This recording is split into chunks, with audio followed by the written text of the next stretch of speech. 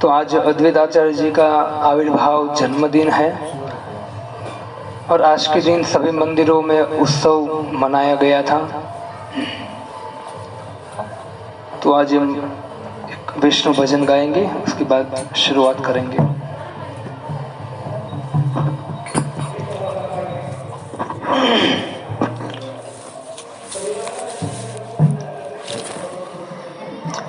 श्री कृष्ण चैतन्य प्रभु दया करो मोरे। श्री कृष्ण दया करो मोरे। श्री कृष्ण चैतन्य प्रभु दया करो मोरे।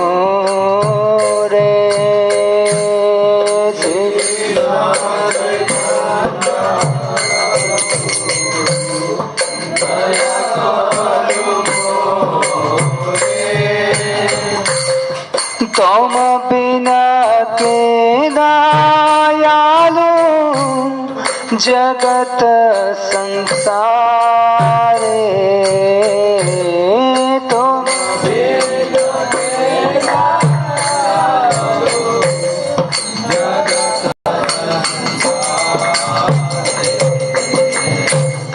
पतित पावन है तू तब अवतार। पतित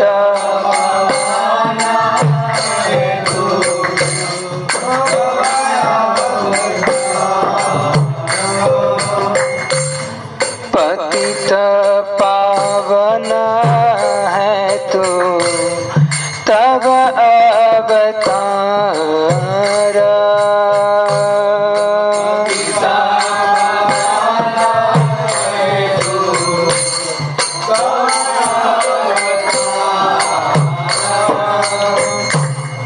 मौसम पतिता प्रभु न पाई बयार। मौसम पतिता प्रभु न पाई बयार। हाँ प्रभु नित्यानंद प्रेमानंद सुखे। प्रभु नित्यानंद प्रेमानंद सुखे। हाँ प्रभु नित्यानंद प्रेमानंद सुखे।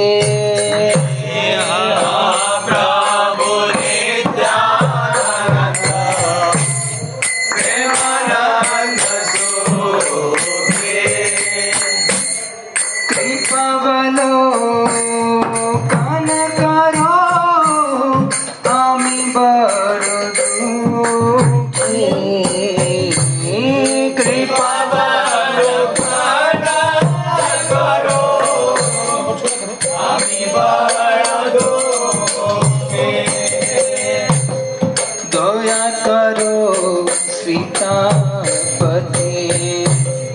अद्वैत गोसाई।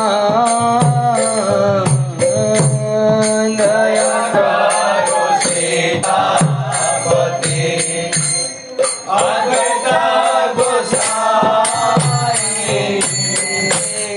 दया करो सीतापति अद्वैत गोसाई। दया करो सीतापति अद्वैत गोसाई। तब कृपा बने पाए चैतन्य निधाए। तब कृपा बने पाए चैतन्य निधाए।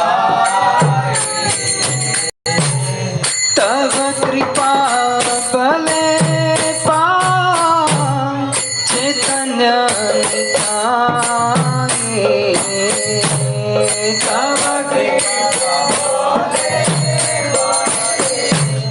चैतन्य निताय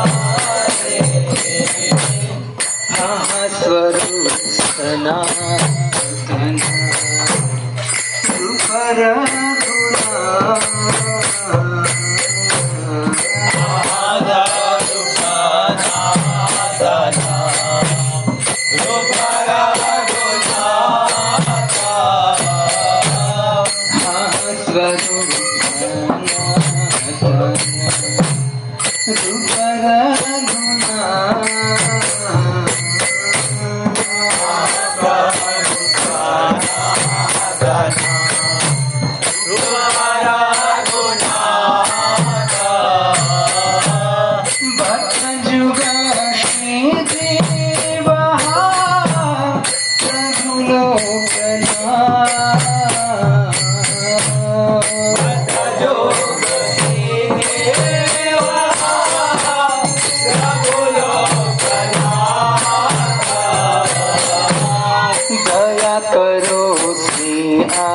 आचार्य प्रभु श्रीनिवास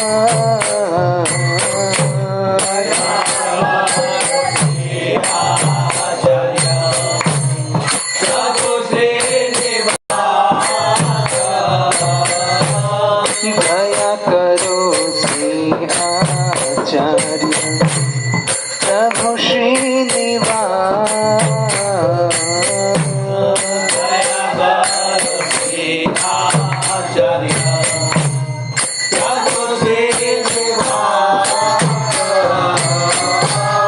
रामचंद्र संग मांगे नरोत्तम दास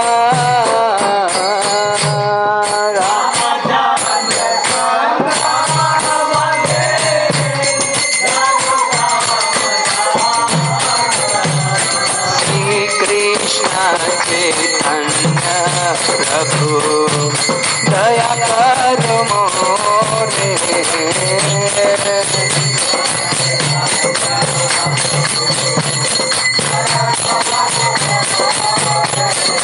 तुम बिना के दयालु जगत संसारे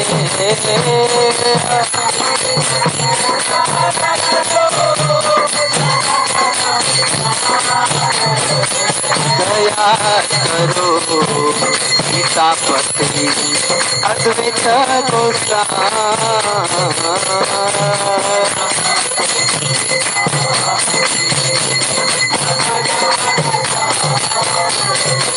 दया करो सीतापति अद्वैत गोसाई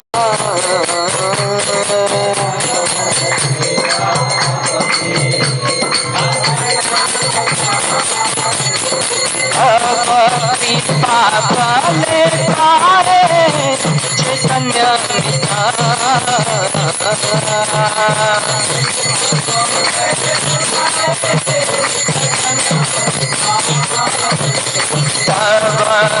पापले पा चैतन्य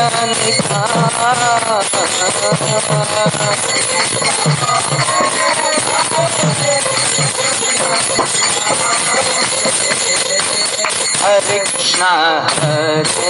कृष्णा कृष्णा कृष्णा हरे हरे हरे राम राम राम हरे हरे हरे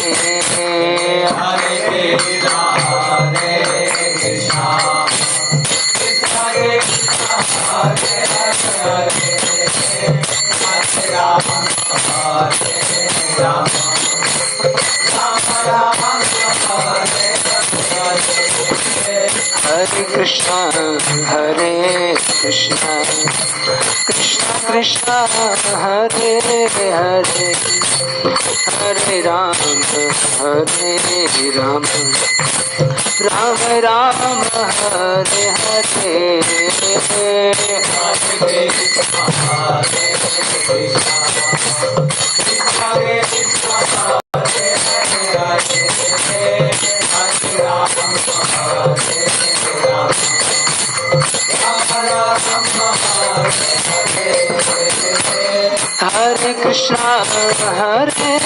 कृष्णा कृष्णा कृष्णा हरे हरे हरे राम राम राम हरे हरे हरे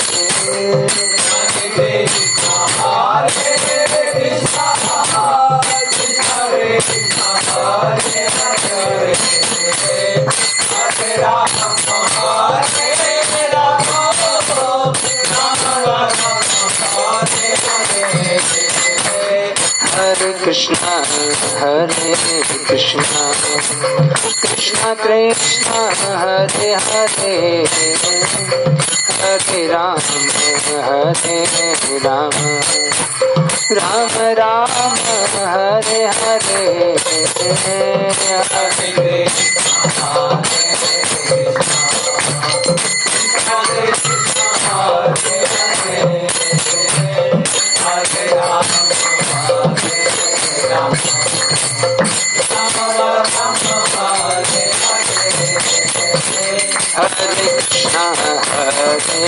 कृष्णा कृष्णा कृष्णा हरे हरे हरे राम राम राम हरे हरे सभी बोलिए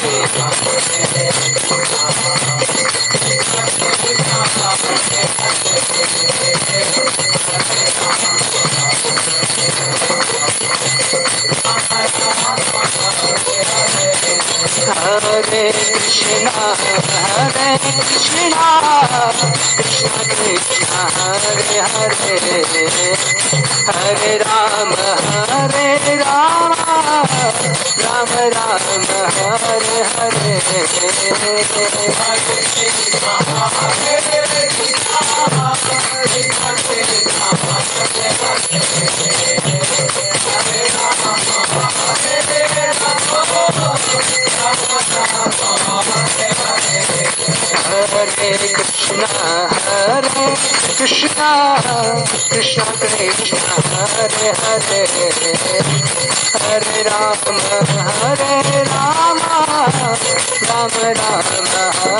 हरे हरे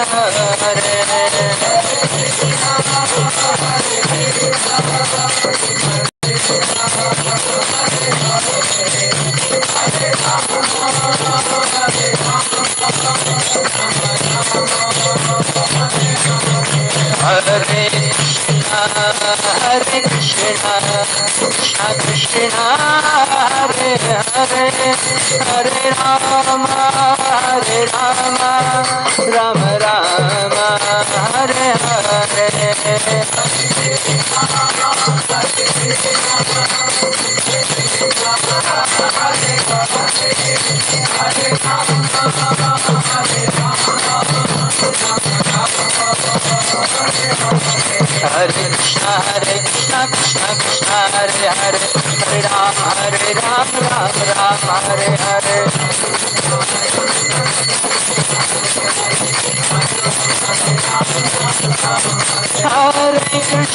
हरे कृष्णा कृष्णा हरे हरे हरे राम राम हरे हरे हरे कृष्णा कृष्णा हरे हरे हरे राम राम हरे हरे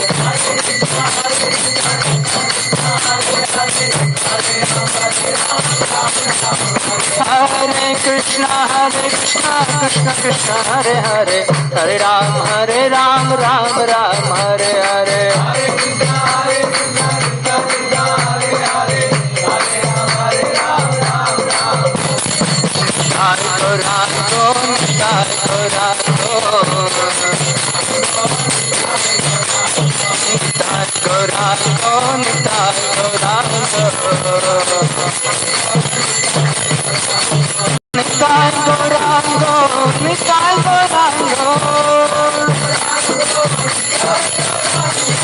निताय गौरांगो निताय गौरांगो निताय गौरांगो गौर हरे निताय गौरांगो गौर हरे नदियाँ बिहारी गौर हरे नदियाँ बिहारी गौर हरे सच्ची माता प्राण धन गौर हरे सच्ची माता प्राण धन गौर हरे नित्यानंद प्राण धन गौर हरे नित्यानंद प्राण धन गौर हरे विष्णु प्रिया प्राण धन गौर हरे विष्णु प्रिया प्राण धन गौर हरे विष्णु प्रिया प्राण धन गौर हरे मायापुर वासी गौर हरे मायापुर वासी गौर हरे नदियाँ बिहारी गौर हरे नदियाँ बिहारी गौर हरे अवतारी गौर हरे युग अवतारी गौर हरे धर्म प्रचारी गौर हरे धर्म प्रचारी गौर हरे पतित पावन गौर हरे पतित पावन गौर हरे पतित पावन गौर हरे प्रभुपद प्राण धन गौर हरे प्रभुपद प्राण धन गौर हरे गौरा गौरा गौरा हरे गौरा गौरा गौरा हरे गौरा गौरा गौरा हरे गौरा गौरा गौरा हरे गौरा गौरा गौरा गौरा गौरा हरे गौरा गौरा गौरा गौरा गौरा हरे गौरा गौरा गौरा गौरा गौरा गौरा गौरा गौरा गौरा गौरा गौरा गौरा गौरा गौरा गौरा गौरा नित्यानंद राम जय नित्यानंद राम नित्यानंद राम जय नित्यानंद राम नित्यानंद राम जय नित्यानंद राम हरि बोल हरि बोल हरि बोल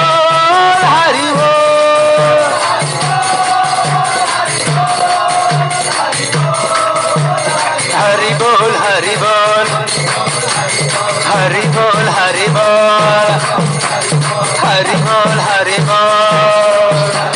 हरि बोल हरि बोल हरि बोल हरि बोल हरि बोल हरि बोल हरि बोल हरि बोल हरि बोल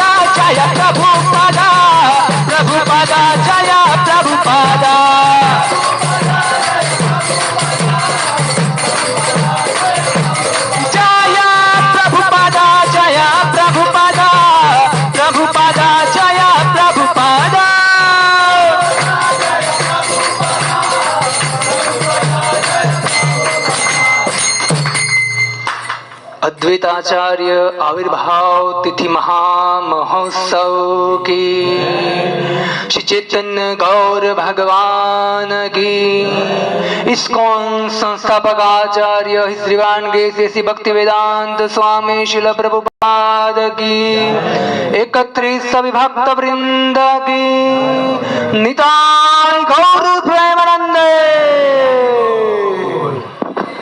हरे कृष्ण।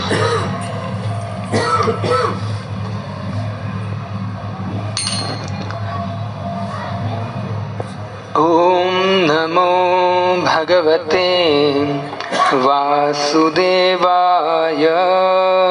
ओम नमो भगवते वासुदेवाय। ओम नमो भगवते वासुदेवाय। ओम नमो भगवते वासुदेवाय। ओम नमो भगवते वासुदेवाय।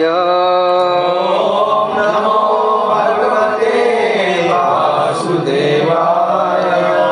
नारायणं नमस्कृत्यं नारायणं नमस्कृत्यं नरं चैव नरोत्तमं नरं चैव नरोत्तमं देवीं सरस्वतीं व्यासं देवीं सरस्वतीं व्यासं ततो जयमुदीरये।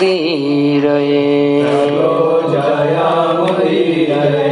नष्टप्रायेषु भद्रेषु नष्टप्रायेषु भद्रेषु नित्यं भागवत सेवया। नित्यं भागवत सेवया। भगवती उत्तम श्लोके भगवते उत्तम श्लोके भक्तिर्भवति नष्टकी। भवति नष्टकी। श्री गुरुवे गौरचंद्राय गुरवे गौरचन्द्राय श्री राधिकाय तदालये कृष्णाय कृष्ण भक्ताय कृष्ण भक्ताय तद्भक्ताय नमो नमः। भक्ताय नमो नमः। जय श्री कृष्ण चैतन्य श्री कृष्ण चैतन्य प्रभु नित्यानंद नित्यानंद श्री अद्वैत गदाधर श्रीवासादि गौर भक्त वृंद। हरे कृष्णा कृष्णा कृष्णा कृष्णा हरे हरे हरे राम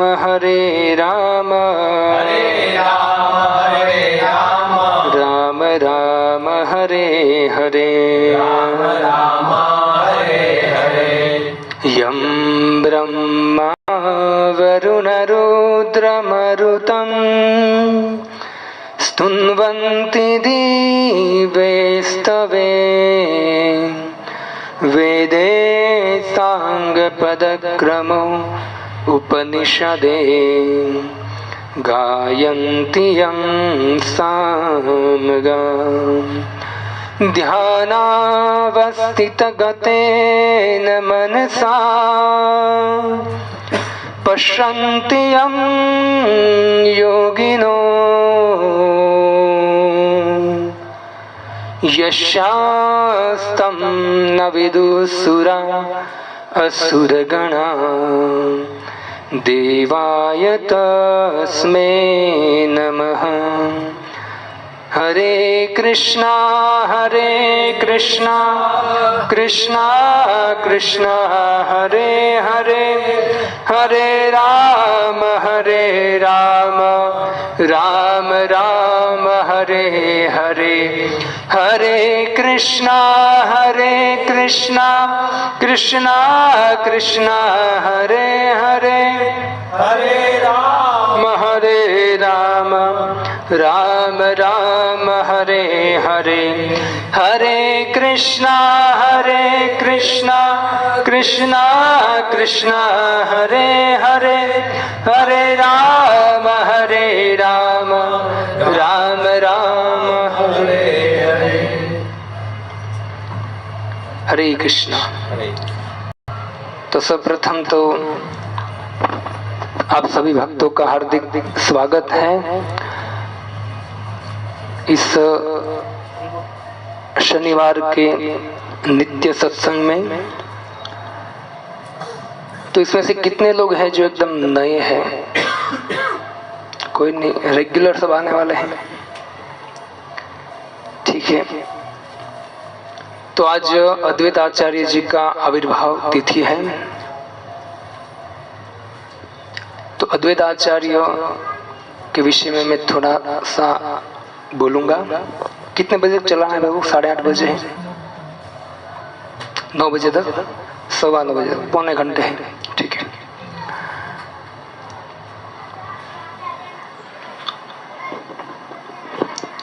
तो जो अद्वैत आचार्य हैं, वो अद्वैत आचार्य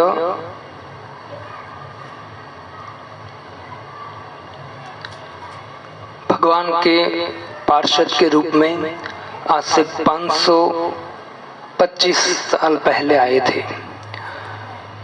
और अद्वैत आचार्य कहते हैं कि विष्णु और शिव का मिलित अवतार है और भगवान के पार्षद के रूप में भी आते हैं। सुबह मैंने लेक्चर में कहा था कि जब भी भगवान आते हैं तो अपने पार्षदों को लेकर आते हैं। जैसे कृष्ण आए तो अर्जुन को, उद्धव को, सात्यकी को लेकर आए थे, वैसे ही स्वयं चैतन्य महाप्रभु आए। उससे पहले चैतन्य महाप्रभु स्वयं कृष्ण और राधा का मिलित अवतार है। उसने पहले अद्वैत आचार्य को भेजा था। तो अद्वैत आचार्य विष्णु और शिव जी का मिलित अवतार है, भगवान के पार्षद हैं। तो आज के दिन हमको प्रार्थना करनी चाहिए अद्वैत आचार्य की कि हमको हरिनाममय और कथा श्रवण करने में रुचि प्रदान करें। हम भक्ति रसामृत सिंधु का श्रवण करते हैं हर सैटरडे को। तो रूप गोस्वामी पाद ने भक्ति रसामृत सिंधु का रचना किया है। देखो, चैतन्य महाप्रभु जब आए, जो चैतन्य महाप्रभु कहते कि हमको श्रीमद् भागवतम जो है, जो अमल पुराण और सभी वेदों का सार है, उस श्रीमद् भागवतम को रसास्वादन करना चाहिए। एक एक शब्दों का पूरा श्लोक है, लेकिन श्लोक में भी क्या पकड़ना है? शब्द पकड़ना है। तो जो रसामृत सिंधु ग्रंथ है, वो जो ग्रंथ लिखा है उसका कारण भी क्या है? श्रीमद् भागवतम है।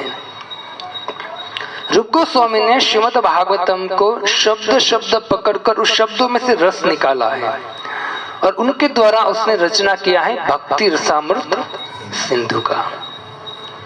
इससे ये जो भक्ति रसामृत सिंधु है, ज्यादातर जब आप भक्ति शास्त्री करते हो तो 19 अध्याय तक आपको पढ़ाएंगे, आगे नहीं पढ़ाएंगे, क्योंकि आगे पढ़ाएंगे तो आप सो जाओगे। इस तरह से ऐसा आयत हुआ ज्ञान है और उनको समझ सकते हैं, लेकिन उनको समझने के लिए हमारी बृहद माइंड चाहिए और उसको प्राप्त करने के लिए वैष्णव भक्तों की कृपा बहुत अनिवार्य है, भगवान की कृपा। वो भी हो सकता है। तो भक्ति रसामृत सिंधु परम पिछले शनिवार को जब मैं आया था सब हमने थोड़ा बहुत चर्चा किया था। रूप गोस्वामी पाद भक्ति रसम सिंधु का लेखन किए हैं। रूप गोस्वामी पाद जब नवाब हुसैन शाह के मंत्री थे, रामकेली गांव से जब वो निकले तो तुरंत इलाहाबाद पहुंचे थे। किसके साथ आए थे वो? आपने श्रवण किया होगा, भक्ति रसम सिंधु स्टार्ट करने से पहले हम रूप गोस्वामी पाद को श्रवण करते हैं।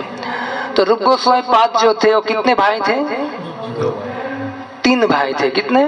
3 भाई थे। एक तो रूप गोस्वामी, सनातन गोस्वामी और अनुपम, 3 भाई थे। तो नवाब हुसैन शाह के वहां से छूटकर रूप गोस्वामी पाद और अनुपम इलाहाबाद आए थे और इलाहाबाद आकर दोनों ने चैतन्य महाप्रभु के शरण ग्रहण किया। दोनों वल्लभाचार्य के घर भी गए थे, हम कभी चर्चा करेंगे उसकी। तो रूप गोस्वामी पाद को वहीं चैतन्य महाप्रभु ने दशाश्वमेध घाट पर 10 दिन की शिक्षा दिया था। सब शास्त्र निरूपणे प्रवीण करिला। चैतन्य महाप्रभु अपनी कृपा के द्वारा समस्त शास्त्र तत्व से निरूपण कर उसको प्रवीण बनाया। किसको? रूप गोस्वामी पाद को। तो अब देखिए, हमको रूपानुग कहा जाता है। क्यों? क्योंकि हम रूप गोस्वामी पाद के चरण कमल में चल रहे हैं। आप जब भक्ति शास्त्री करते हो तो भक्ति शास्त्री करोगे तो भी कौन से ग्रंथ पढ़ाए जाते हैं? 4 ग्रंथ पढ़ाए जाते हैं। उसमें एक तो भगवत गीता है जो भगवान ने बोला, दूसरा है ईशोपनिषद। जो चैतन्य महाप्रभु दक्षिण की ओर गए थे तब वो ईशोपनिषद लेकर आए थे। और दूसरा 2 ग्रंथ है, उपनिषद और उपदेशामृत और भक्ति रसामृत सिंधु, दोनों रूप गोस्वामी ने लिखा है। तो इस तरह से रूप गोस्वामी पाद ने अनेक ग्रंथ लिखे हैं। रूप गोस्वामी पाद को चैतन्य महाप्रभु ने पूरा ज्ञान देकर शक्ति प्रदान कर कहा कि हे रूप, तू वृंदावन जा और वृंदावन में तू ये दिव्य ग्रंथों की रचना कर, जिससे लोग पढ़े और वृंदावन में शरण ग्रहण कर सके। तो इस तरह से रूप गोस्वामी पाद जो है वो चैतन्य महाप्रभु की कृपा से भक्ति रसामृत सिंधु की रचना किया है। तो आज हम एक श्लोक का उच्चारण करेंगे, उनके बाद उनका थोड़ा व्याख्या करने का प्रयत्न करेंगे। आपने आमुख तो ले लिया है, आमुख नहीं मतलब ये आमुख जैसा ही है, थोड़ा एक श्लोक हम ग्रहण करते हैं। भक्ति रसामृत सिंधु स्टार्ट करने से पहले हमारे सामने 3 श्लोक आते हैं। तो पहला श्लोक है, तो इस पहले श्लोक को समझने का प्रयत्न करेंगे। अखिल रसामृत मूर्ति, अखिल रसामृत मूर्ति, प्रसुमर रुचि रुद्ध तारका पाली, प्रसुमर रुचि रुद्ध तारका पाली, कलित श्यामा ललितो राधे प्रेयान्विदु जयति। क्योंकि ये श्लोक गाया नहीं जाता, सीधी इसकी व्याख्या होती है, लेकिन फिर भी मैंने आपको गान कराया। तो ये जो भक्ति रसामृत सिंधु है उसमें जैसे समुद्र है, यहाँ क्या है? भक्ति रस अमृत सिंधु, मतलब समुद्र है ये। तो समुद्र में 4 लहर आती है, एक तो पूर्व, दक्षिण,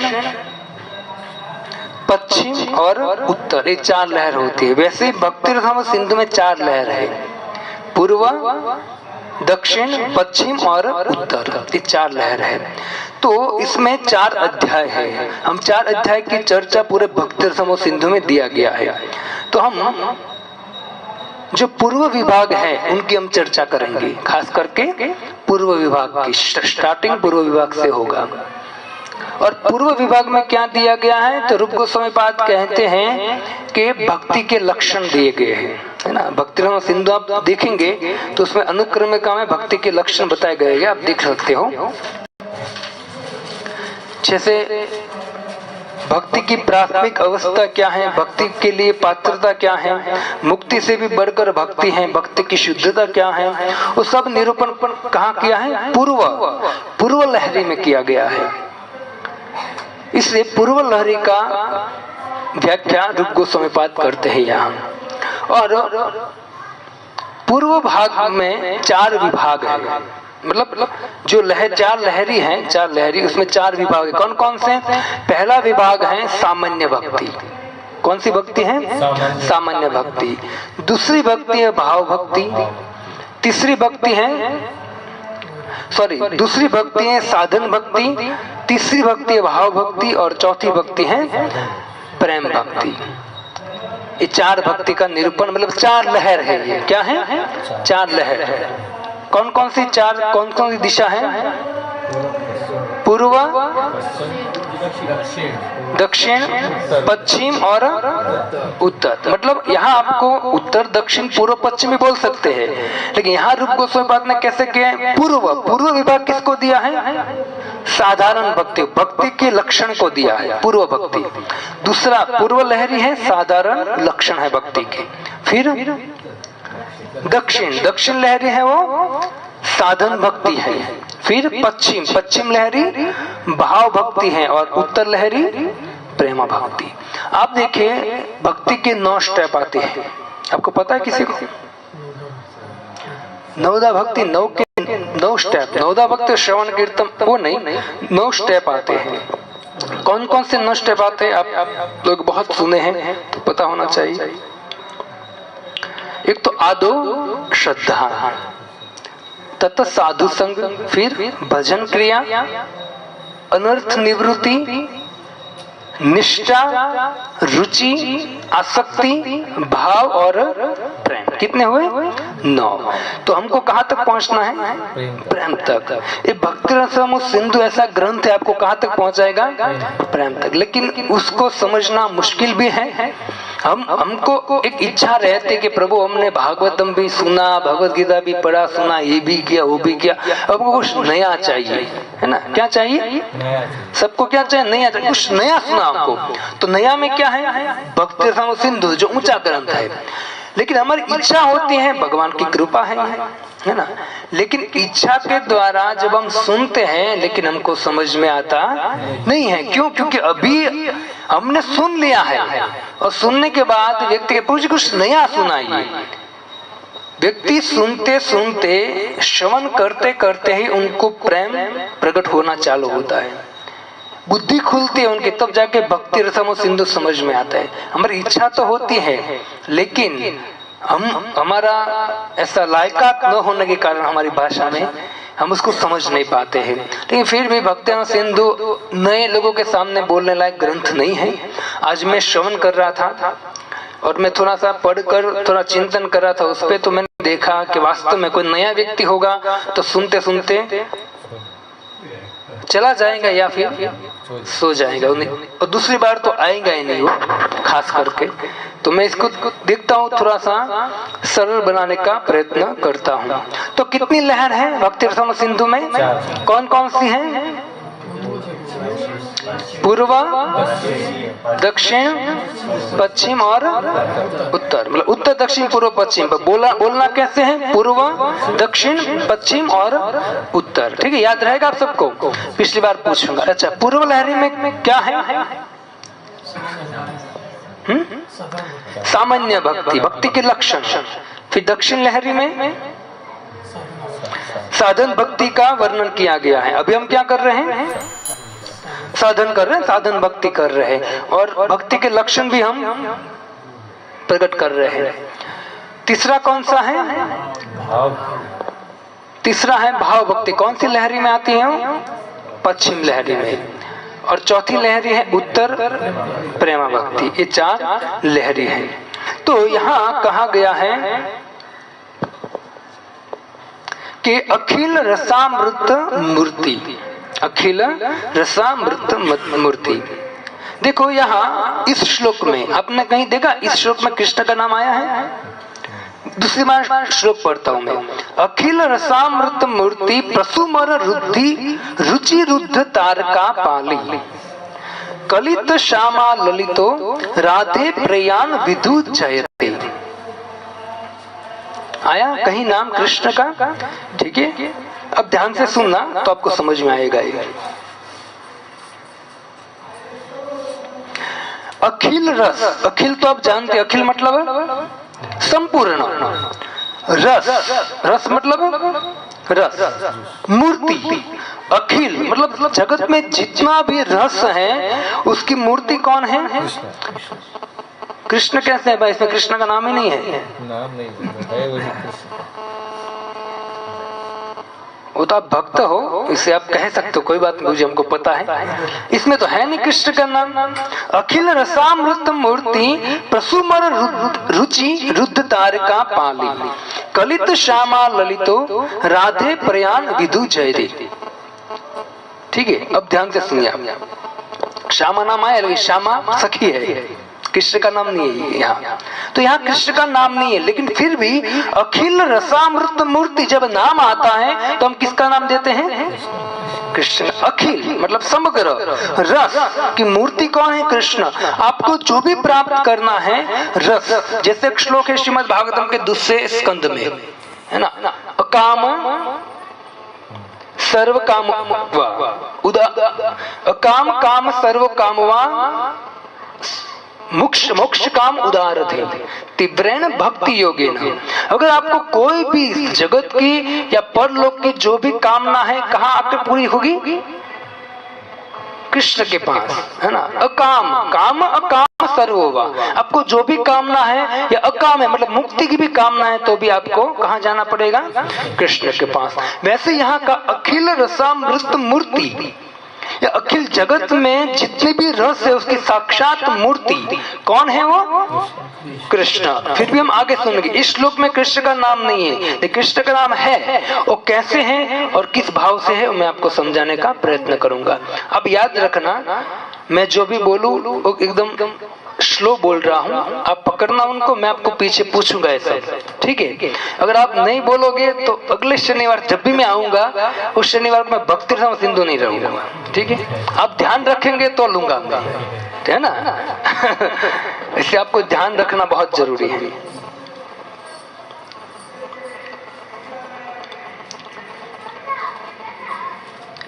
रस की बात करें तो हम मन में कौन सा रस आता है? आम का रस, गन्ने का रस, है ना, अनेक प्रकार के रस आता है। देखो भक्तों, श्रीमद् भागवतम में एक श्लोक है, श्रीमद् भागवतम में तीसरे नंबर का श्लोक है। कौन सा है? निगम कल्पोर तरीर गलितम फलशुक मुखात द्रव अमृत संयुतम पिबत भागवतम मृतम रसमालय मुँह रहो रसिका भूई भावुका। इसमें कृष्ण का नाम आया है? कहाँ आया है? रस। रस किसको बोलते हैं? कृष्ण को। जो कृष्ण रस, रस का नाम, रस जब शब्द आता है ना तो रस कहाँ जॉइंट होता है? कृष्ण में। क्योंकि यहाँ क्या कहा गया है? अखिल रसामृत मूर्ति, और अखिल समस्त जगत की रसमय मूर्ति कौन है? कृष्ण है। आप सब मानते तो हो ही, क्योंकि हम जगत में लोग कितना भी भटके लेकिन आखिर में कहाँ आना पड़ेगा? क्यों आना पड़ेगा? क्योंकि सभी लोग क्या चाहते हैं? आनंद चाहते हैं। सभी लोग जो भी कार्य करते उसका कार्य आनंद है, तो अंत में कहाँ आना पड़ेगा? क्योंकि आनंद रस सिंधु कौन है? कृष्ण है ना। देखो आप सुनो, आनंद आएगा, सुनने में बहुत आनंद आएगा, लेकिन आप थोड़ा सा माइंड चलाना तो आपको और समझ में आएगा। घर जाकर देखो, भक्ति रसामृत महाराज जो है, जब मैं पूना में था तो जब लेक्चर देने आते तो कहते कि व्यक्ति एक लेक्चर सुनता है ना, या एक लेक्चर बनाता है, प्रिपेयर करता है ना चिंतन के द्वारा, या सुनता है, और 1 घंटे का लेक्चर वो 1 महीने तक स्मरण रख सकता है। 1 महीने तक उसका स्मरण कर सकता है। लेकिन हम इस तरह से सुने तो यहाँ कहा गया है अखिल रसामृत मूर्ति। तो उस श्लोक में भी रस शब्द आया है, रसम आलय। और रस कौन सा रस? भगवान का रस, भागवतम का रस, पिबत भागवतम अमृत। जो भागवत अमृत का रस है वो रस कब तक पीना? आलय, जब तक मृत्यु ना हो, मृत्यु पर्यंत वो रस को हमको पीना है ना। इससे ऐसा कभी नहीं। प्रभु जी हमने 7 दिन का कथा तो सुना जगन्नाथ मंदिर में, अब क्या करेगा? हो गया। या भक्ति और सिंधु में सुना, हो गया। या आपने शुक्ल लिया नहीं है? किसी ने श्लोक लिया नहीं है? हाँ, ओके। हाँ, अभी एक श्लोक एक है, उसके बाद दूसरा है, उसके बाद तीसरा, 3 श्लोक आएगा। उसके बाद भक्ति और सिंधु का पहला अध्याय स्टार्ट होगा। ठीक है, तो जहां तक हम पहुंच सके वहां आगे बढ़ते हैं। जैसे रस, मैंने आपको पिछली बार कहा था कि व्यक्ति घर पे दुकान पे रहता है 1 महीना, 2 महीना, 5 महीना, फिर क्या उब जाता है। फिर कहाँ जाता है वापस? हो घूमने जाता है 10 दिन के, वापस वहां भी उब जाता है और फिर घर पे आता है। फिर वहां भी उब जाता है, फिर दूसरी जगह पे जाता है। जहां भी जाता है व्यक्ति क्या हो जाता है? उब जाता है। उसका कारण क्या है? आनंद ढूंढता है, वो मिलता नहीं। सही जगह पे जाता है। वो भी क्या चाहता है? क्या चाहता है? रस चाहता है। क्या चाहता है? रस। क्योंकि जब तक रस नहीं है, रस के बिना कोई काम नहीं करेगा। राइट? आपने यहाँ सत्संग रखा, आपको क्या है? रस। आपको सत्संग में रस है, आपको भक्तों में रस है, आपको भगवान में रस है, इसे आपने अपने घर पे रस सत्संग रखा। आप लोग यहाँ सत्संग सुनने क्यों आए? आपको भक्ति में रस है। अगर आपको भक्ति में रस नहीं होता तो आप थिएटर में बैठे होते या फिर घर पे बैठे होते टीवी चालू कर कर। तो आपको रस है, तो हमको जहाँ रस होगा वहां हम जाएंगे। ठीक है, इससे जो व्यक्ति घर में रहता है तो घर में अभी रस है। ठीक है, घर में रस उसको मिल रहा है, लेकिन 5, 7, 10 महीना हो जाएगा, रस उसमें ऐसा लगेगा चलो बाहर घूम के आता हूँ, रस फीका पड़ गया। बाहर गया, वहां 10-15 दिन रहा, वहां से भी है ना, फिर गया बद्रिकाश्रम, वहां भी देखे बहुत ठंडी है, चलो चलते घर। और यहाँ आता बोलते बहुत गर्मी है, चलो ठंड में। जहां भी जाता है क्या मिलता है? रस। तो रस के लिए दौड़ता तो है, लेकिन रस मिलने के कारण रस क्या हो जाए? फीका पड़ जाता है ना। इस संसार का नाम क्या दिया है? दुख आलय। आलय, उसमें भी रस आलय, मालय।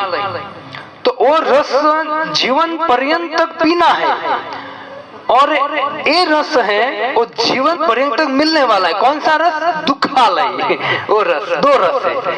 दुख का रस है, पूरा जीवन मिलने वाला है, और वो जो रस है वो आपको जीवन पर्यंत तक पीना है। तब जाके ये जो दुखालय रस है वो रस से आप ऊपर उठ पाओगे। ठीक है, एकदम नॉर्मल में आपको व्याख्या किया। तो संसार में जो भी व्यक्ति कार्य करता है उसके पीछे क्या है? रस। रस के बगैर कोई कार्य नहीं करेगा, कोई भी व्यक्ति कार्य नहीं करेगा। अगर मान लीजिए कि कोई व्यक्ति को, मैंने पिछली बार ये एग्जांपल दिया था, कोई व्यक्ति को कुकिंग करने में बहुत रस है, मंदिर में कुकिंग करने में उसका बहुत रस है। आप उनको बोलेंगे प्रभु जी कुकिंग छोड़ दो और आप जो वृक्ष है ना उसकी देखभाल करो, उसको पानी पिला, उसको यहाँ से यहाँ घुमाओ, तो क्या होगा? तो करेगा? नहीं करेगा। वो करेगा तो भी वो ठीक से होगा ही नहीं उससे। क्यों? क्योंकि उनको उसमें रस नहीं है। लेकिन अगर उनको आप प्रसाद बनाने में लगा दोगे तो टाइम से पहले वो खराब तैयार कर देगा आपको। क्यों? क्योंकि उसको रस है। तो सबका अलग अलग रस है। जिसको जिसमें रस नहीं है वो अगर आप दोगे तो लेगा नहीं, लेगा तो भी ठीक से करेगा नहीं, उसमें रस नहीं है। मतलब मेरा कहने का ये बात है कि रस जो है वो रस अगर है, रस है वो कार्य करना चाहिए। तो यहाँ कहते अखिल रसामृत मूर्ति, समस्त जो अखिल रस की मूर्ति साक्षात कौन है? कृष्ण। अब देखो आगे भक्त रूप गोस्वामी कहते हैं कि देखो पत्नी होती है, पत्नी वो माँ का काम कर सकती है, कर सकते हैं? आप जवाब दीजिए बिंदास। पत्नी माँ का काम कर सकते हैं, माँ पत्नी का काम कर सकते हैं, पुत्र पिता का काम कर सकता है? नहीं।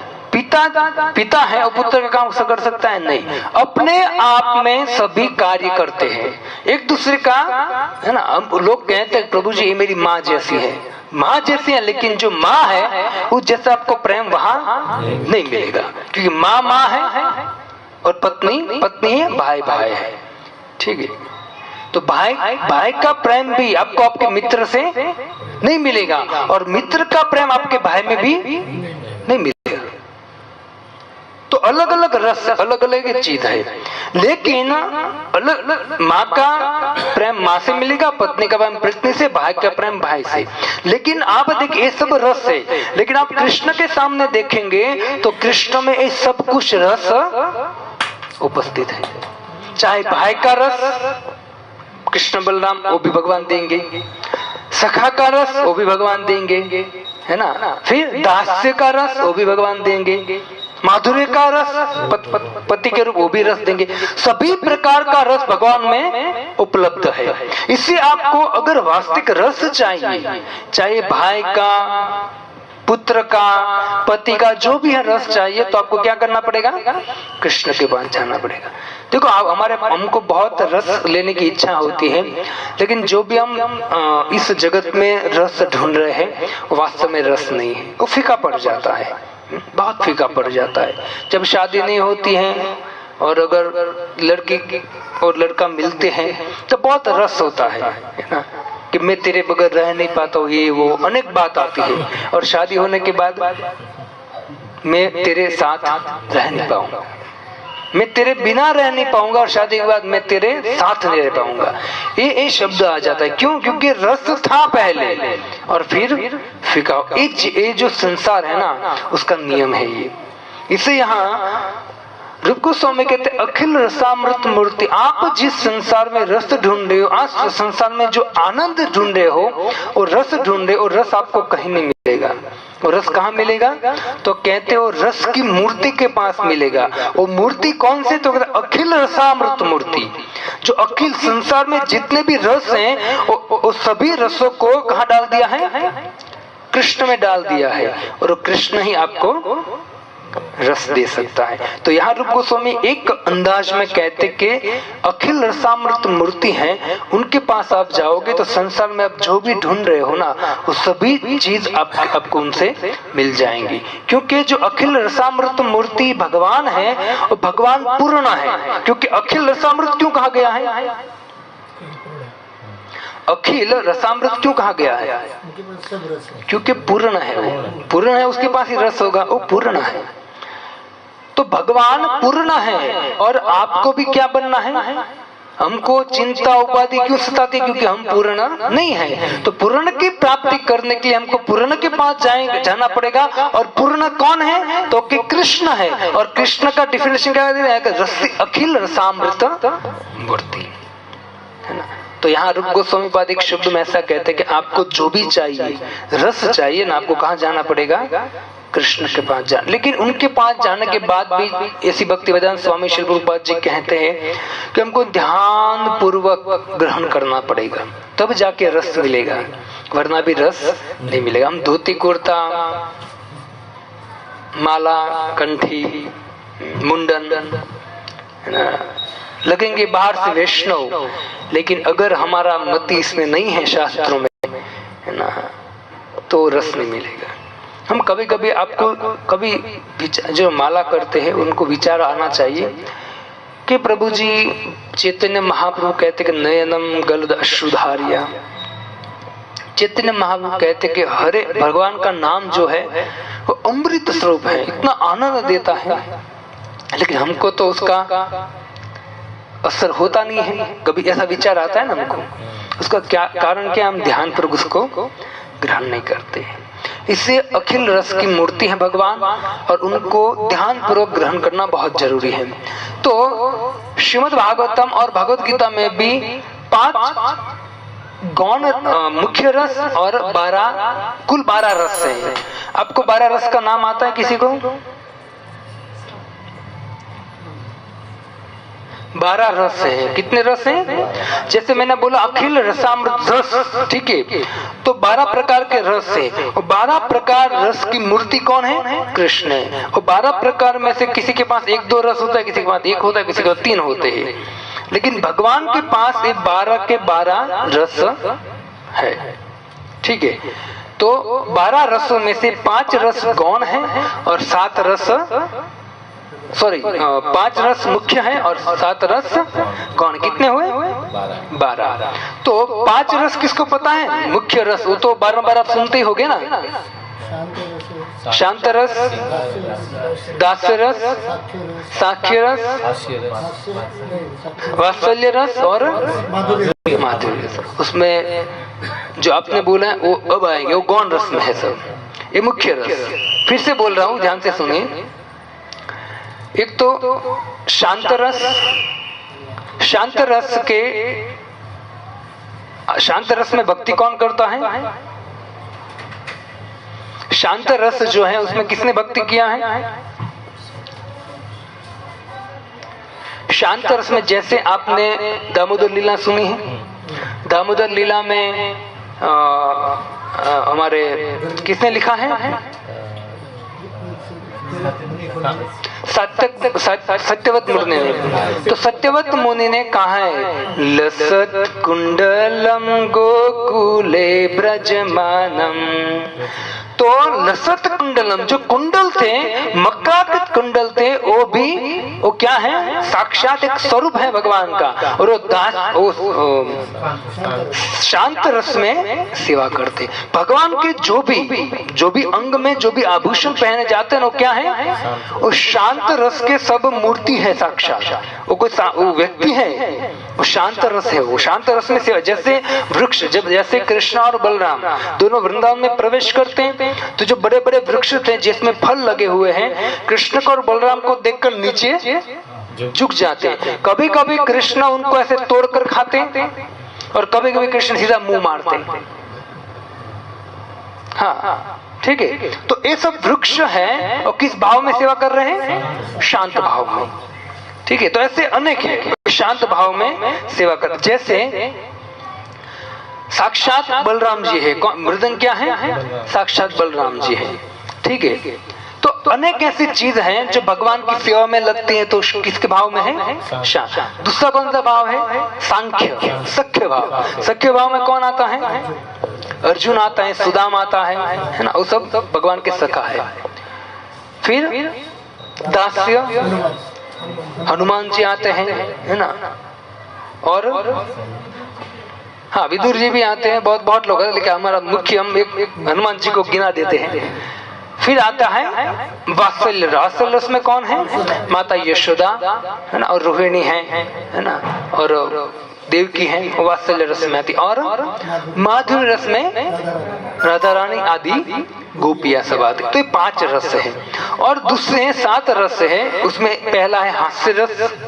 हास्य, है ना, भगवान बहुत हंसाते थे, है ना, कथा भी है भागवतम में, पुराण बहुत हंसाते थे भगवान। दूसरा है अद्भुत रस। भगवान ऐसी क्रिया करते थे अद्भुत, जो आपने न तो कभी देखी है न तो देखने में कभी आएगी। आश्चर्य होता है। क्या होता है? आश्चर्य, अद्भुत। तीसरा है करुण। भगवान कभी कभी ऐसे करुणामय हो जाते हैं, है ना, करुण मतलब कभी कभी हम कथा करते हैं ना तो लोग करुणा से उत्प्रोत हो जाते हैं। चौथा है रुद्र, है ना, और फिर भयानक, फिर वीर, और 7वां है विभत्स रस। तो वीर रस है, विभत्स रस है, वो सब भगवान ने प्रकट किया है अपनी लीला में। तो वास्तव में ये जो समस्त रस है वो रस किससे बने हैं? ये 12 रस से बने। जो भी हम देखते हैं वो क्या है? ये 12 रस में। और ये 12 रसों की साक्षात मूर्ति कौन है? कृष्ण। इसलिए उनको क्या बोला गया है? अखिल रसा अमृत मूर्ति कहा गया है। जो व्यक्ति इस रस को पूर्ण रूप से प्राप्त करना चाहता है, उस व्यक्ति को भगवान के पास जाना चाहिए और भगवान की शरण लेने से वो भी व्यक्ति पूर्णता प्राप्त कर सकेगा। अब देखिए, अब रस की बात और एक करता हूं मैं। जब रूप गोस्वामी नहीं थे यहाँ, रूप गोस्वामी पाद नहीं थे ना, उससे पहले की बात मैं आपको करता हूँ। रूप गोस्वामी पाद अभी यहाँ नहीं आए थे, ठीक है, उससे पहले की बात कर रहा। उससे पहले मतलब चैतन्य महाप्रभु से भी पहले तो लोग जब रस की बात आती है तो दृष्टि कहाँ जाती है सबको? रस में रस दो प्रकार के होते हैं, एक भौतिक रस और एक देखिए आध्यात्मिक रस नाम पड़ा कब से? जब रूप गोस्वामी आए उसके बाद। उससे पहले जब भी रस का नाम आता ना तो किसकी पर दृष्टि जाती? भौतिक रस। और दूसरी बात जाने दो, उस समय ऐसा होता कि बड़े बड़े पंडित जो शास्त्र को जानते हैं, बड़े बड़े पंडित लोग भी जब रस का नाम आता है तो दूर भागते। रस का नाम आता है तो दूर भागते। उनको क्या लगता है रस हमारे लिए नहीं है, ये रस भौतिक लोगों के लिए है। मतलब भौतिक रस, भौतिक के पीछे रस लगता है, यहाँ रस के पीछे भौतिक लगता है। ये रस भौतिक के आगे पीछे लगता था। तो सभी बड़े बड़े पंडित जो शास्त्र को जानते हो भी जब रस की बात आती तो क्या करते हैं? दूर भागते, क्योंकि उनको लगता है भौतिक रस हमारे लिए नहीं है। ठीक है, ध्यान रखना चाहिए। बहुत सुंदर बात बता रहा हूं मैं।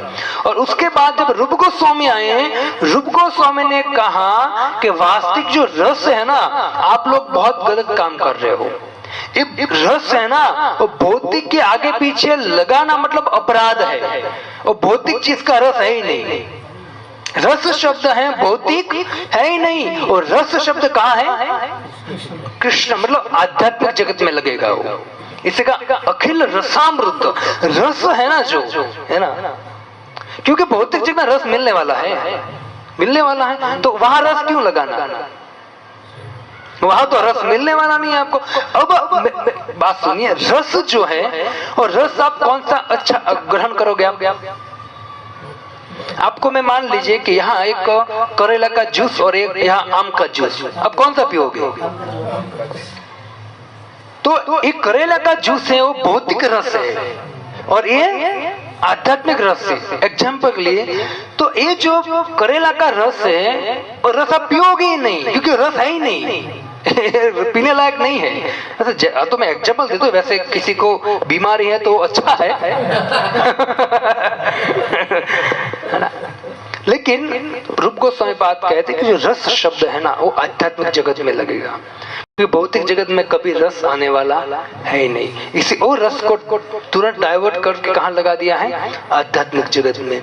जो व्यक्ति भगवान का रस प्राप्त करेगा वास्तव में वो व्यक्ति वास्तव में रस का आस्वादन करना पसंद करेगा। तो इस तरह से रूप गोस्वामी कहते हैं आलय अखिल रसामृत सिंधु कहा गया है कि पर्यंतक, आलय पर्यंतक। आलय मतलब क्या बोलते हैं हम? आलय समाहार, नाश हो जाता, क्या बोलते हैं? आलय हो गया, है ना? लय, आलय का मतलब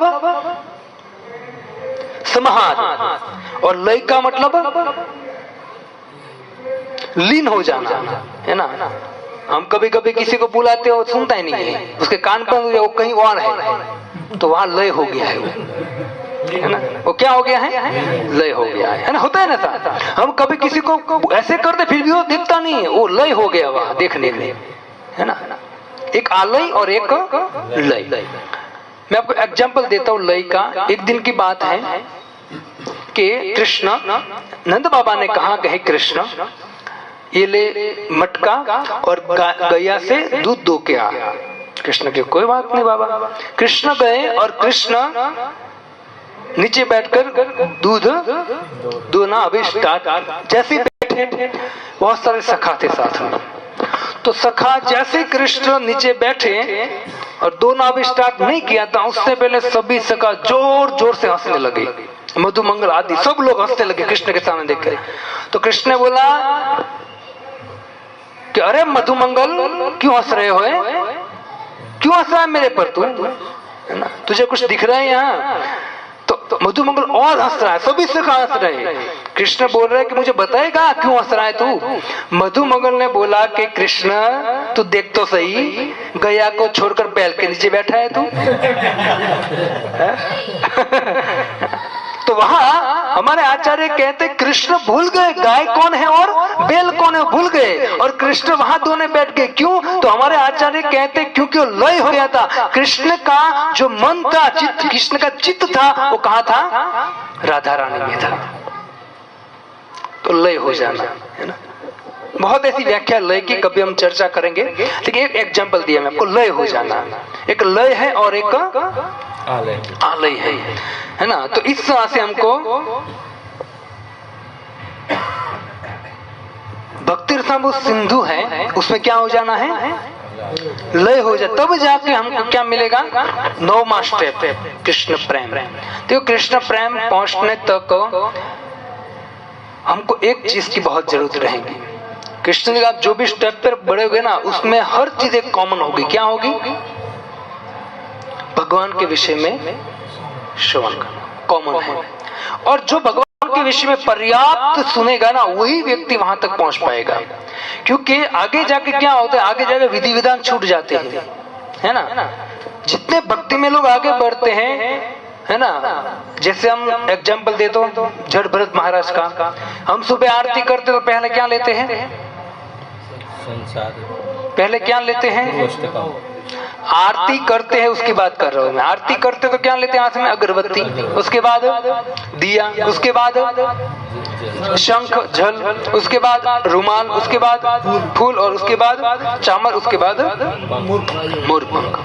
जब कोई व्यक्ति भक्ति में आगे बढ़ता है, उसका विधि विधान छूट जाता है। वो तो भाव स्तर पर थे, ठीक है। तो मैं आपको भाव स्तर की बात डाली कि विधि विधान ऐसा छूटता है कि व्यक्ति, है ना, विधि विधान का पालन नहीं करता। लेकिन जो नया है वो सोचेगा देखो ये तो करता नहीं है, लेकिन उनका स्टेप कुछ और है। आप अभी विधि विधान में हो, वो विधि विधान से परे हो चुका है, मतलब वो आगे बढ़ चुका है।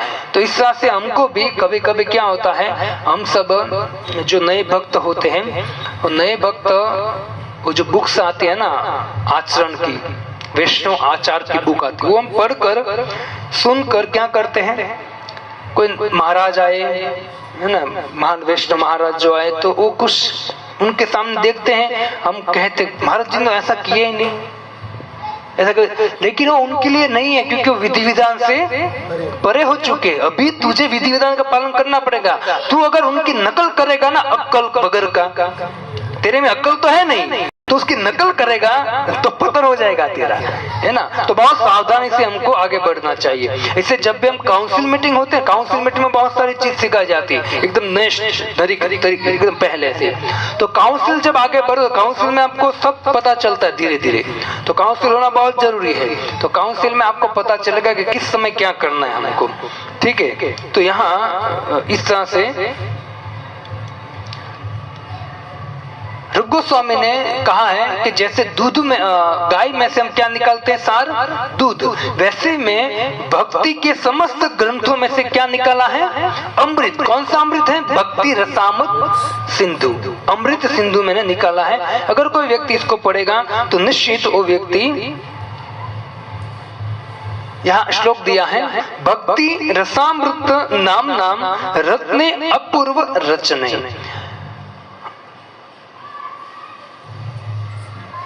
ये जो ग्रंथ है, ये ग्रंथ की, ऐसे ग्रंथ की कभी रचना हुई नहीं है और शायद होगी भी नहीं, क्योंकि अपूर्व ग्रंथ है। आप में आपको कृष्ण तक पहुंचाने का जो भी माल सामान है, जैसे हम बंगला बनाते हैं उसमें माल सामान आता है ना, कृष्ण की भक्ति मतलब कृष्ण तक पहुंचने का जो भी सामान है, वो सामान कहाँ मिल जाएगा आपको?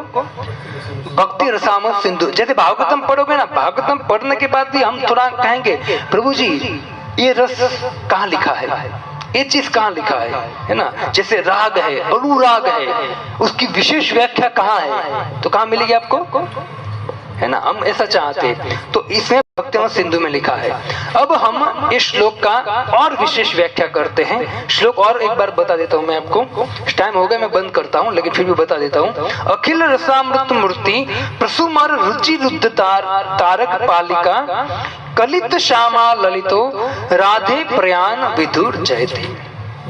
अब एक श्लोक हम स्टार्ट किया, मैंने आपको अखिल रसामृत मूर्ति एक अर्थ, शब्द का अर्थ मैंने आपको समझाया।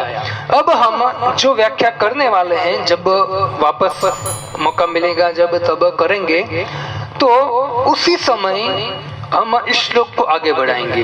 देखो भक्तों, आप लोग भक्ति समूह सिंधु सुन रहे या कुछ भी सुन रहे, आप कभी हम बॉम्बे की भाषा में घाई मतलब जल्दबाजी मत कीजिए। कभी कभी होता है प्रभु जी तो आप आगे नहीं बढ़ा रहे, ऐसा होता है। देखिए, आगे बढ़ाने से बेटर है कि आप उस शब्द को पकड़ो। जब आप एक शब्द को पकड़कर उस पर चिंतन करोगे ना, तब आपको लगेगा कि नहीं, वास्तव में मेरा हृदय शुद्ध हो रहा है और मुझे अंदर से आना। एक शब्द पकड़कर उस पर व्याख्या सुनने का और बोलने का प्रयत्न करना चाहिए। ऐसे पूरा करना। ये देखो, ये अगर भक्ति शास्त्री होता तो भक्ति शास्त्री में तो टीचर होता है, उनको कहा आपको 15 दिन में भक्ति शास्त्र खत्म करना है, भक्ति सिंधु। टीचर को कहा जाता है आपको डेली एक लेक्चर आएगा और एक लेक्चर होगा आपका 2.5-3 घंटे का, ठीक है। आपको 15 दिन में इसको समाप्त करना है और 16वें दिन इसकी परीक्षा होगी, ऐसा बोला जाता है। तो उसको कैन प्रकारेण भक्ति सिंधु में दौड़ना पड़ेगा, है ना।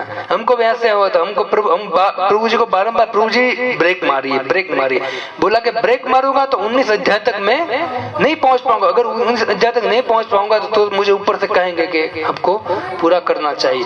लेकिन वो क्या करते, टच करते, लेकिन फिर भी शुरुआत की जो 3 श्लोक है ना, वो 3 श्लोक वो अच्छी तरह से समझाने का प्रयत्न करते हैं। तो भक्ति सिंधु बहुत अच्छा ग्रंथ है। हम जब भक्ति शास्त्री कर रहे थे, इतना आनंद आ रहा था।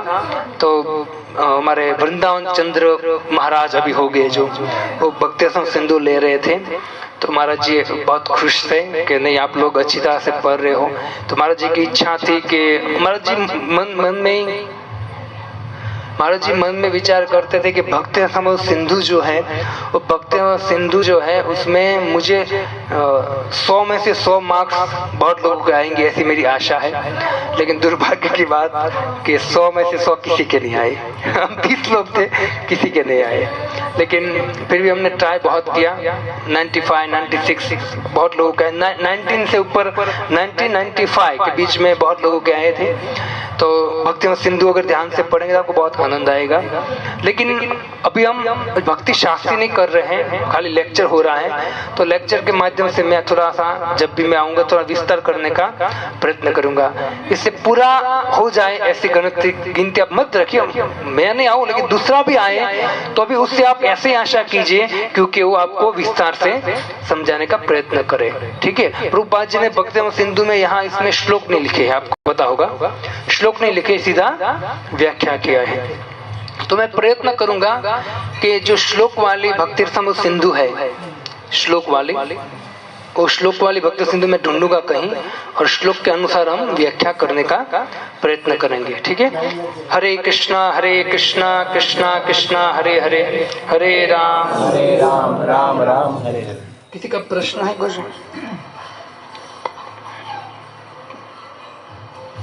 या फिर आपको कुछ इसमें कुछ ऐड करना है तो भी आप बोल सकते हो। खाली प्रश्न न हो तो आपको कुछ ऐड करना है, मुझसे कुछ छूट गया है और आपको कुछ ऐड करना है तो आप ऐड कर सकते हो। जैसे कि मान लीजिए पिक्चर देख रहा है, तो पिक्चर देखने उसका रस आ रहा है, या टीवी देख रहा है रस तो आ रहा है उसको, तो उसको क्या कहेंगे? उसको रस नहीं कहेंगे, कुछ तो आनंद आ रहा है उसको, लेकिन वो आनंद आ रहा है। मैं वही बोला ना, अभी क्या बोला, भोग त्याग या फिर रस आ रहा है, ठीक है। आप पिक्चर देख रहे हैं, रस आपको आ रहा है, अच्छा लग रहा है, ठीक है। लेकिन वो रस कब तक है? वही पिक्चर आप 2-5 बार दिखेगा तो रस चला जाएगा। एक गीत है जो बहुत अच्छा लग रहा है, लेकिन जैसे 5-10 बार सुनोगे तो वो उसमें रस आपको डाउन हो जाएगा। लेकिन इस भक्ति रस में इतना, आप देखिए, आप लोग दीक्षित हो, कितने समय से महामंत्र जप रहे हो, आपके मन ने कभी कहा कि नहीं बेटे तो बेकार है, इसमें रस नहीं आ रहा है? नहीं, क्योंकि कृष्ण से जो भी टच है, भक्ति में जो टच है, उनको आप ग्रहण करोगे, आपको क्या आएगा? रस आएगा। और वो रस ऐसा है, वो नित्य रस है, वो नित्य से। अब भागवत आपने कितनी बार सुना है? बहुत बार। लेकिन फिर भी आप क्या कहते हो? कुछ भागवतम करना है ना? चलो कथा करते हैं, बार एक ही कथा आप सुनते हो 10 बार, फिर भी आपको क्या आता है? आनंद रस आता है। तो हम सुनते हैं, रस आते, मनाने का रस है, इसलिए तो सुनते हैं ना टीवी। रस से सुनने का कारण क्या? रस है। लेकिन वो रस टिकने वाला नहीं है, क्षणिक रस है। इसे यहाँ अखिल रसामृत मृति, रस को क्या बोला है? भूल गए? रस को क्या बोला है? अखिल रस अमृत। रस को क्या बोला गया है? अमृत। और अमृत का अर्थ क्या है? अमृत ये स्वर्ग का अमृत नहीं है, याद रखना, ये भी नहीं है। भक्ति रसामोद अमृत जब आए, ये अमृत स्वर्ग में अमृत है उसकी बात भी नहीं है, वो अमृत को साइड में रखो। ये अमृत ऐसा है, ये रस अमृत ऐसा है जो कभी खत्म होने वाला नहीं है, समझे? ये रस और भौतिक रस में जमीन आसमान का अंतर है। उसमें पीछे अमृत नहीं लगेगा, इसमें पीछे क्या है? अमृत है। खाली अमृत भी नहीं है, अमृत का क्या है? अमृत का क्या है? सिंधु है, ये है, ये भक्तियां सिंधु है। ठीक है, तो इसको बारंबार श्रवण करना चाहिए, प्रयत्न करना। देखो ऐसा नहीं है कि मैंने इससे भी अच्छी व्याख्या कोई भक्त आएगा कर सकता है, बढ़िया सा, इससे ध्यान से सुनो। भले पूरे लेक्चर में आपको एक शब्द ही समझाए, लेकिन उसको ध्यान से समझने का प्रयत्न करो। कभी कभी ऐसा होता है कि हमारे जो हमारा मन है उसको हमारी बुद्धि से समझ में न आए तो उनको हम क्या करते हैं?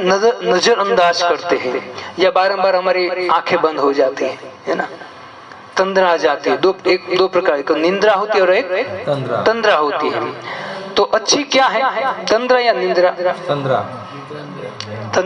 तंद्रा। दूसरा निंद्रा या तंद्रा अच्छी है? निंद्रा अच्छी है। निंद्रा कितने लोग कहते हैं निंद्रा अच्छी है? हाँ सही बात है, निंद्रा अच्छी है, तंद्रा अच्छी नहीं है। क्यों? निद्रा में मन शांत होता है, तंद्रा में सोचना पड़ता है। नहीं, तंद्रा में भी कोई नहीं सोचता है। उसका अर्थ ये है कि जब निंद्रा आ जाती है ना, हमको फायदा और नफा खोट की बात करो मैं। जब कोई लेक्चर चल रहा है, ठीक है, अब यहाँ बैठे हो, आपको नींद आ गई, ठीक है, नींद आ गई तो क्या हो गया? लेक्चर बंद, स्विच ऑफ हो गया। लेक्चर स्विच ऑफ हो गया। आपको क्या आ गया?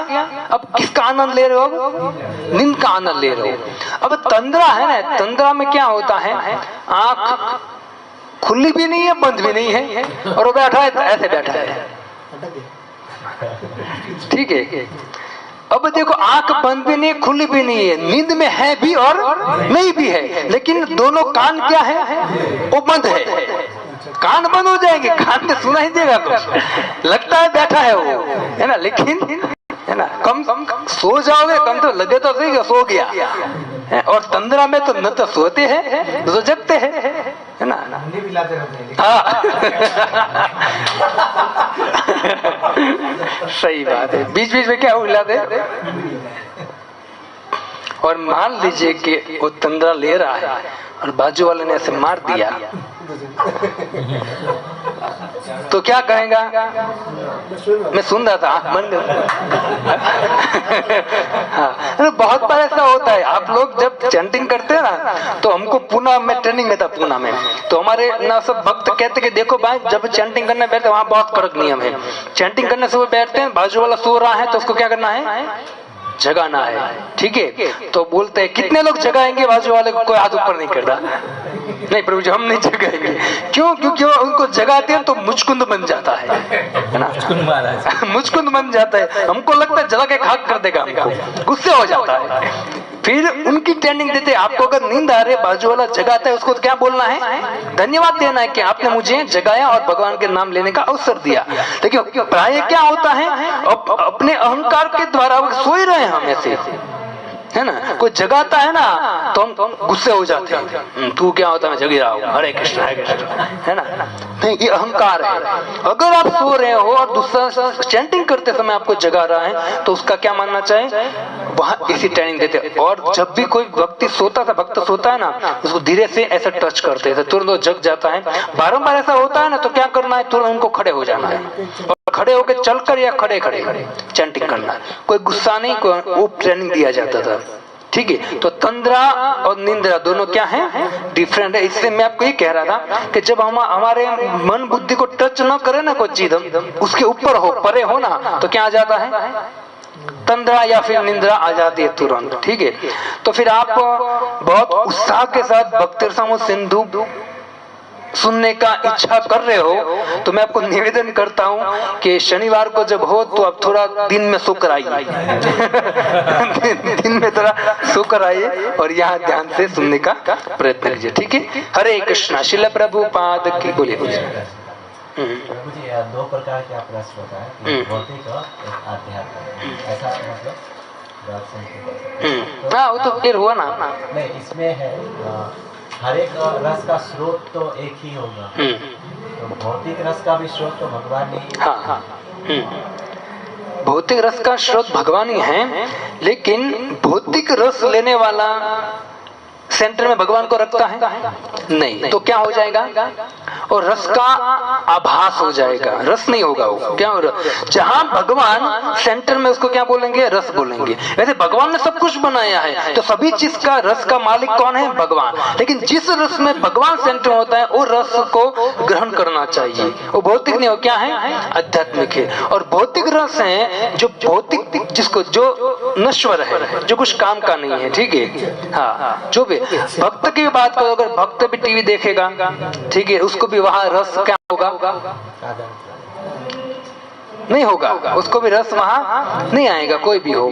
क्यों, क्योंकि भले भक्त हो, लेकिन वो जो भौतिक चीज है उसमें रस नहीं आएगा। तो भौतिक चीज भगवान से टच नहीं है वो, ठीक है, इससे आपको रस नहीं आएगा। इसे दो प्रकार का रस है, जैसे मैंने कल दो प्रकार क्या बोला था, हाँ, तो अब थे ना सब विद्या, दो प्रकार की विद्या एक ही है, काम क्या है, दो है, एक तो आध्यात्मिक विद्या, एक विद्या, दोनों है प्रभु, राइट। और तो ये विद्या का मालिक भी कौन है, भगवान। लेकिन ये कैसी विद्या है, ये विद्या साविमुक्त है। बहुत आध्यात्मिक विद्या क्या करते हैं, विशेष रूप से मुक्त करते, विद्या साविमुक्त है। और ये विद्या सा बंधन में देती है वो, है ना। इससे तो भक्ति ठाकुर कहते हैं कि मायर विद्या, मायर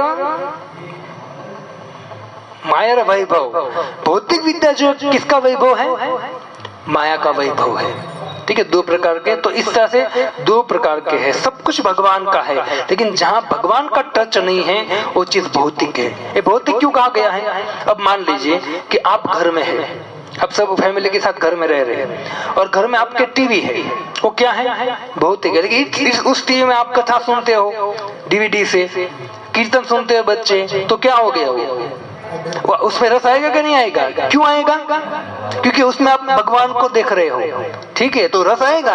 अगर मान लीजिए उसको भगवान को छोड़ दिया, आप हिंदी पिक्चर गाने ढूंढे, उसको रस आएगा, तुरंत बच्चे 1-2 घंटे आप सुनकर देखकर बंद कर दोगे, है ना, आंख दुखेगी, ये करेगा वो होगा, उसमें रस नहीं आएगा। लेकिन रस क्यों आया, क्योंकि भगवान है, वो है भौतिक। लेकिन भौतिक जब भगवान को सेंटर में रखते हो क्या आता है, रस आता है।